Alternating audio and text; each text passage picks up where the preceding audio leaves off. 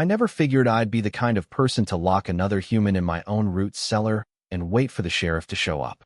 But there I was, that cold October evening, staring out into the rain, watching Judith Breener, the so-called neighborhood queen bee, jamming a pry bar into the old iron lock on the one place I swore nobody'd ever touch. The second she broke that lock and crossed into what Sarah and I built together, I just stood there, soaked to the bone, heart thumping, thinking, well, that's it.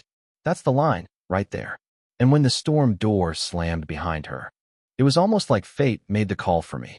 I slid my own padlock through the latch and dialed the law. That stormy night turned out to be the end of Judith's little reign of terror, and believe me, it was overdue. The rain started as a whisper, barely tickling your skin, but you could feel that charge in the air, like trouble was just rolling down off the hills. I was in the greenhouse, fussing with the last tomato vines, when I caught that feeling, wind getting gusty, the sky dropping lower, the old oaks scraping the roof like they were warning me. Nearly 20 years I've been here, 15 with Sarah before the cancer, and I know every creak, every warning sign, every sound that says, you'd better close up and batten down. The root cellar's about 50 yards out, tucked into the rise my grandfather built in 1940. From the outside, it's just a heavy oak door in a concrete frame, an old lock gone green with age, but still strong, if you know the trick. Sarah and I used to keep homemade wine down there, every bottle with a handwritten label, some with little hearts or notes. Memories more than anything else. After she passed, I couldn't drink a drop. So, the cellar became a time capsule. Her perfume, the smell of damp earth, old wood. Honestly, that place is the closest thing I've got left of her. But Judith, she'd been circling for months. Some folks are like hawks. They spot a weakness and just wait. 3 months ago, she mailed me a fake HOA letter claiming my fence was 6 inches too high. Never mind that our so-called association is just a myth Judith keeps alive for her own amusement. 6 weeks later, she's posting pictures of my compost bin, says the smell's a problem, even though she lives 4 houses away. Last week, she stood at the edge of my driveway, phone out, filming my vegetable beds, muttering about unpermitted structures. Raised beds, wood, dirt, tomatoes. Nothing fancy. But Judith always saw a scandal. My lawyer said what I already knew. Judith's got zero legal standing. The HOA lives only in her head, and the best thing to do was document everything and avoid direct confrontation. So, that's what I did. Kept quiet. Waited. When the light started fading, I caught a flicker by the cellar. At first, I thought it was just shadows, the way the rain played tricks on your eyes. But then, there it was again, a flash of yellow, way too sharp to be natural. I froze, half between greenhouse and house, phone in my hand, listening to the wind and my own heartbeat. Pulled up the security cam on my phone. Bad signal, slow feed, but clear enough. Judith, in that ridiculous yellow raincoat, crouched at my root cellar door, working something metal into the lock. She looked over her shoulder every few seconds, fidgety, like a kid trying to swipe candy from the store. Watching her made my jaw clench. This wasn't HOA drama anymore. This was straight-up breaking and entering. I almost yelled, almost ran out. But I remembered my lawyer's words, don't engage. Document. Let the law work. So I hit record, watched, waited. Metal scraped.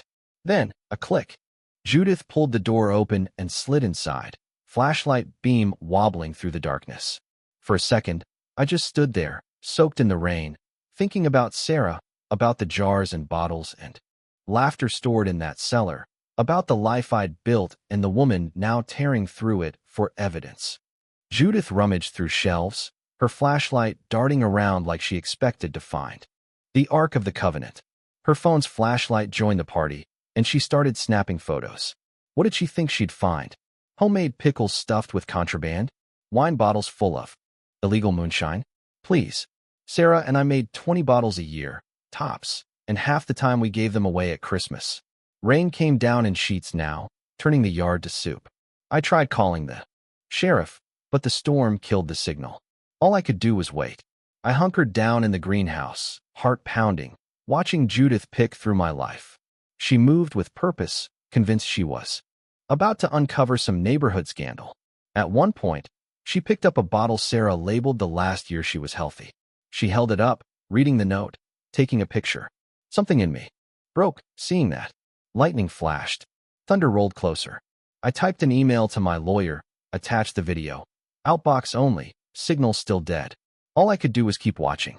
Then, a sudden gust, maybe fate, maybe just bad luck, slammed the cellar door shut behind Judith. Hard. I watched her flashlight spin, then freeze. Heard her yell. Couldn't make out the words. But I knew the script. Let me out. You can't do this. She banged on the door, voice high and panicked. Here's the thing. That door locks automatically from the outside. A little trick my granddad built in. Keeps animals out, keeps the cold in. Once it's shut, you need a key or someone on the outside. I stepped through the mud, pulled out the spare padlock, and fixed it to the door.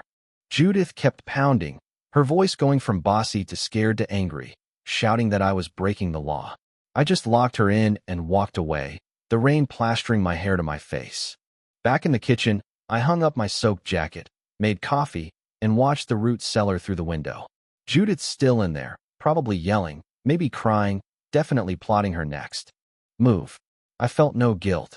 She broke in, tore through the last piece of Sarah I had, and now she was paying the price. I tried the phone again. Nothing. The wind howled. The power flickered. I downloaded the security footage and sent it to my lawyer, the sheriff's office, and my own backup, still stuck in the outbox, but ready to blow the moment the network came back. Somewhere out in the dark, Judith was learning what real consequences feel like. The cellar's safe, vented, dry, not going to flood or suffocate anyone. But it's dark, cold, and probably terrifying for someone who's never faced her own limits before. I sat in my chair, blanket around my shoulders, sipping coffee, thinking about Sarah. She'd have handled it just like me, patient, precise, but firm. You don't let bullies trample your memories. Judith pounded on the door, her voice getting shrill. Then desperate. She screamed that the cellar was flooding, that she couldn't breathe, that I was responsible if anything happened. I almost laughed. Those drainage channels my grandfather cut work better than anything the county ever installed. No danger, just discomfort. Finally, close to dawn, the signal came back. I got through to a dispatcher, explained everything, and was told help would come as soon as the roads were clear. By morning, the storm had shredded the yard, branches everywhere, fence half down, but the cellar stood solid, padlock unmoved. I brewed fresh coffee, boots squelching in the mud as I checked on the door. No more yelling. Maybe Judith had passed out, or maybe she'd just run out of excuses. Sheriff Boyd Garrison arrived just after sunrise, looking like he'd driven through a hurricane, which, in a way, he had. His deputy, a young woman new to the area, followed with her tablet at the ready. I gave them the whole story, showed the video. Boyd nodded, never interrupting. Did you try to communicate with her? He asked. I told him. She claimed authority. I called her trespasser and said the cops were coming. He nodded again. We crossed the muddy yard to the cellar. Fresh scratches around the lock. Sheriff Boyd banged on the door, told Judith to step back. There was a clatter inside, then silence. I unlocked the padlock. He worked the internal bolt, and the door swung open. Judith stumbled out. Mud to her knees, hair stuck to her head, eyes swollen. She looked a decade older, honestly. She started in right away. She was just trying to help, had concerns about illegal activity, was trapped through no fault of her own.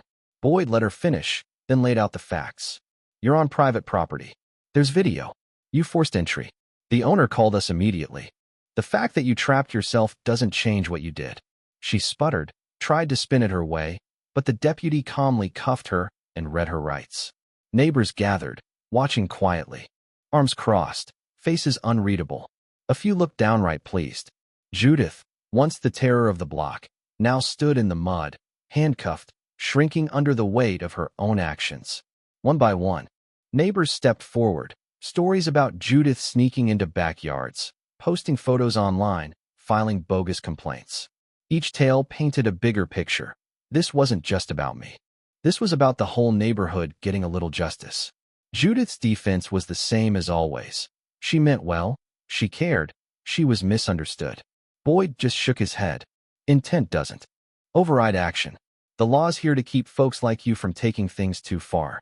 He listed the charges: Trespass, breaking and entering, property damage.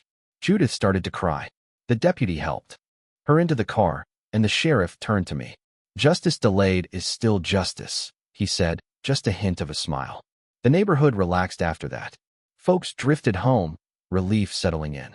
I went down to the cellar, cleaned up the mess, put jars back, wiped Sarah's wine bottles free of muddy fingerprints. The space felt whole again, sturdy as my grandfather built it. Judith left no real mark, just a broken lock and a lesson about boundaries. A few days later, I signed paperwork at the sheriff's office. Judith was out on bail, under a restraining order. Maybe she'd pay a fine. Maybe more, but she wouldn't be back. The neighbors talked about forming a real HOA, one with rules, but fair ones. I said I'd join, as long as it respected people's rights. Everyone nodded, hope blooming that maybe, just maybe, things would get better. That weekend, I invited a few folks over. Burgers on the grill, stories on the porch, laughter rising where once there'd been tension. As the sun set, I took a walk to the root cellar, opened one last bottle of wine from our final harvest, poured a glass for Sarah.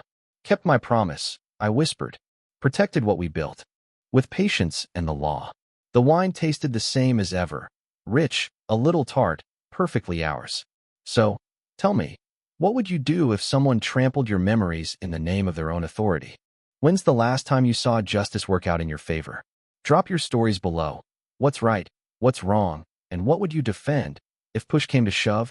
And if you want more wild stories, where the line finally gets drawn, you know what to do. Stick around, and let's unravel more madness together.